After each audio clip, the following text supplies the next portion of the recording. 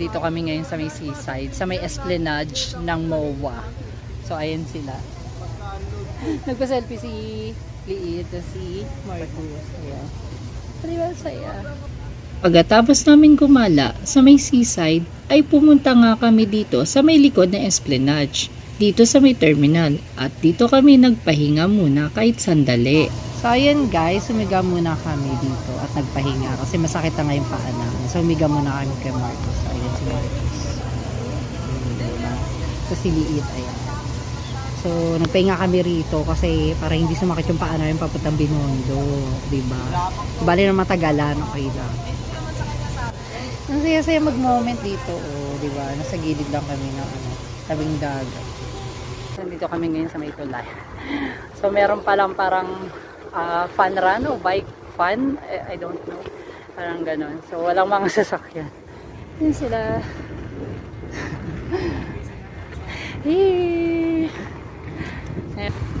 Tuwan-tuwa kami dyan mag-skates kasi wala talagang sasakyan ni isa. Ikalawa, may event pala. Hindi namin alam kung anong klaseng event at tuwan-tuwa kami dyan mag-skates. Halos di namin alintana talaga.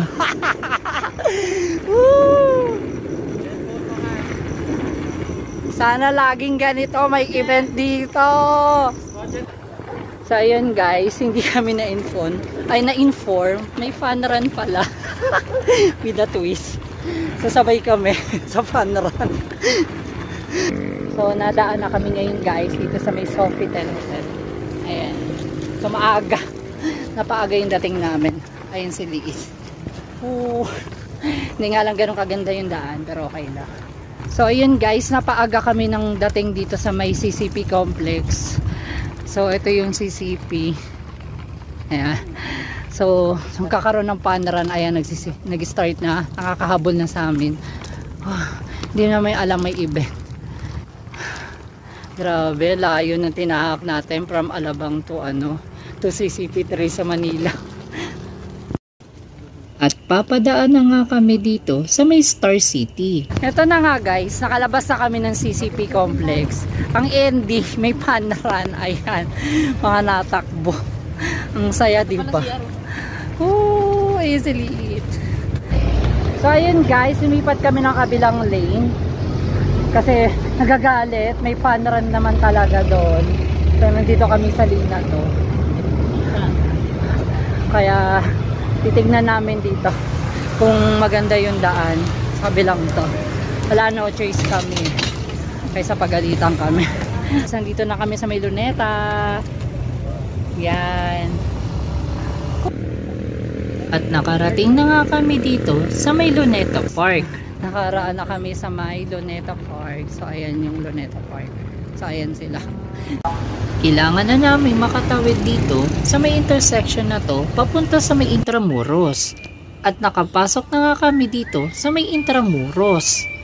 Ayun guys, finally nakapasok na kami sa Intra at papunta na kami sa may Binondo Bridge. Ayun yung dalawa.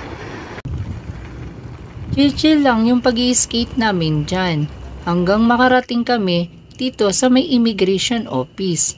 At matatanaw na rito ang Binondo Bridge. Tuloy-tuloy lang ang pagpadyak namin. At first time lang ito ni Liit na mapupuntahan. Kaya pumasok na nga kami dito sa may iskinita. Ilang saglit nga lang ay bumulaga na nga sa amin yung Binondo Bridge. At hindi namin na-expect dyan na maraming mga tambay. Saka balik uli kami ng Binondo Bridge at eto na siya. Hirap na kami umakyat dyan dahil nga sa sobrang pagod hanggang sa makarating kami dito sa may tuktok ng Binondo Bridge. Ilang saglit nga lang ay sinubukan na nga ni Liit yung ibabaw ng Binondo Bridge at syempre hindi yan papahuli.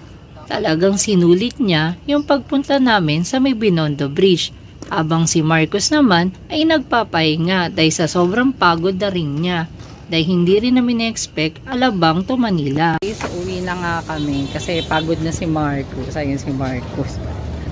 Hindi na kinaya. Pagod na. So hanggang dito na lang yung journey namin. Ito yung pinaka-goals namin dito, yung Binondo Bridge.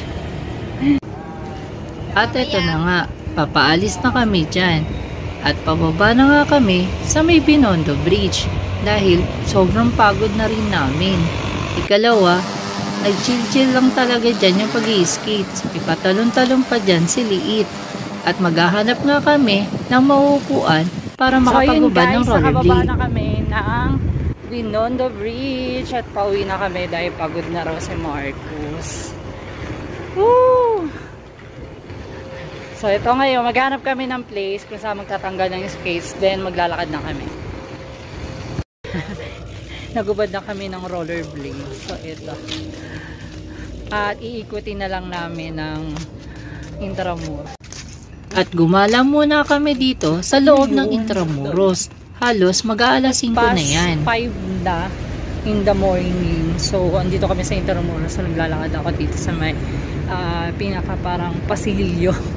Ito, ng bridge. Ayan, ayan yung golf course. So, hindi nyo makikita. So, ayan. Lakad-lakad lang ako. Ayan yung dalawa. Diba? Tamang ano kami, ikot lang. Nang makaramdam na rin kami ng gutom, ay naghanap na nga kami ng makakainan. At dito nga kami napadpad sa may tabi ng Manila High. At dito kami kakain sa may tapsihan. Guys, kami ay mag-aalmusal dito. Kasama ko sila. Nasa loob kami interview. So, nagpili na kami ng order. So, kain muna kami. Kaya wala sa sarili yung dalawa. Antok na yan. Antok na. Ang order ko ay embutido silog. Kay Liit ay ham silog. Din sa kay Marcos yung pork silog. Diba? In-enjoy nga lang namin dyan yung pagkain ng Tapsi at naubos ko yung kanilang sabaw dahil sobrang sarap ng kanilang sinigang. Pagkatapos namin kumain dyan ay lumabas na nga kami ng Intramuros at papunta kami ngayon sa may National Museum dahil itutour namin si Liit. Dito sa may Philippine National Museum. Ayan sila. Ayan. Para makatipid kami ng pamasahe, bitbit pa rin namin rollerblades. Ayan. Doon kami, doon ko sila pasasakayin sa kabila. At least ma-tour ko man lang sila. Ayan. Dahil dyan ay hindi palalagpasin ni Liit na magpa-picture dyan sa may National Museum. Ilang saglit nga lang ay nakasakay na rin kami sa may bus papuntang Alabang. Hanggang dito na lang yung journey namin sa Manila. From Alabang to Binondo Bridge and then to Intramuros sa Gateway. Nag-ikot-ikot. So napagod na to. Hindi kinaya kami, gusto pa niliit. Problema. Hindi ako Hindi na-inform ko. So hanggang dito na lang guys, maalog yung bus. So bababa kami na Alabang. Bye!